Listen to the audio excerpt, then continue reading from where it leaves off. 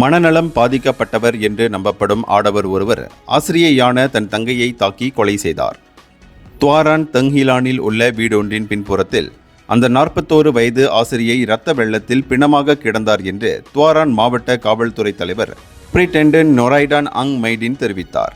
நேற்று முன்தினம் நடந்த அந்த சம்பவம் தொடர்பில் புகார் கிடைக்கப்பெற்றதைத் தொடர்ந்து சம்பவ இடத்திற்கு விரைந்த காவல்துறையினர் அங்கிருந்த 47 வயது ஆடவனை கைது செய்தனர்.